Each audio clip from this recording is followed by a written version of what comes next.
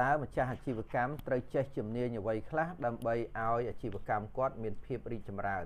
ស្អីទៅអាជីវកម្មមានភាពរីកចម្រើនគឺអាជីវកម្មដែលមានប្រាក់ចំណេញនឹងច្រើនកើនឡើងជាលំដាប់ពីមួយខែទៅមួយខែ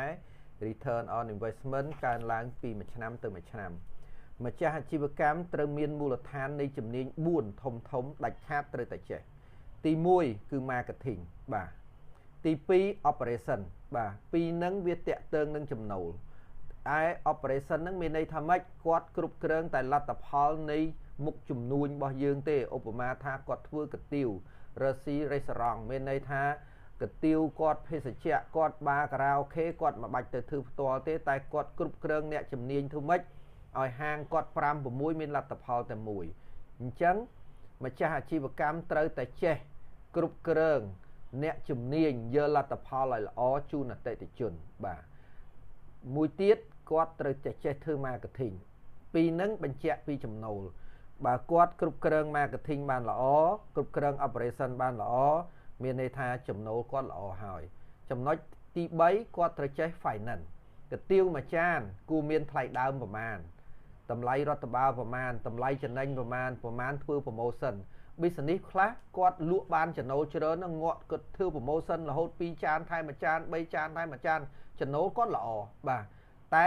3ខែ5ខែ6ខែក្រោយ business គាត់បិទទ្វារខ្សែធនដោយសារអីគាត់អត់ដឹងថាប្រមាណចំណេញប្រមាណខាតអញ្ចឹងចំណុចទី3ត្រូវដឹងថាលក់កាទៀវមួយចាននឹងប្រមាណចំណេញប្រមាណខាតហើយគួរប្រមាណធ្វើ promotion ឯចំណុចទី4ដែលគាត់ត្រូវតែចេះគឺធនធានមនុស្សបុគ្គលិកគាត់បើមានហាង5បុគ្គលិកគាត់50នាក់ធ្វើម៉េច50នាក់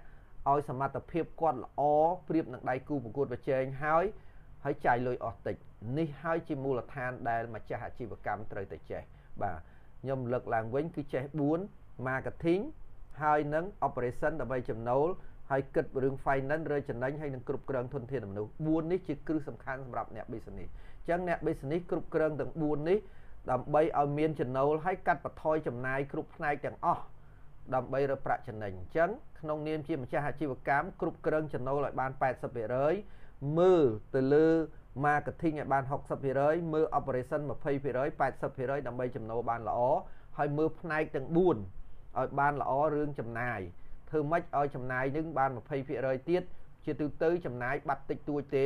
គឺបាត់លើចំណូលហើយនឹងមិនមានចំណូលរហូតដល់ 80% បើយើងគ្រប់គ្រងអានឹងបានប្រាក់ចំណេញយើងកើនឡើងហើយបាទអរគុណច្រើនដែលបានចូលតាមដានទស្សនាទាំងអស់គ្នាបាទ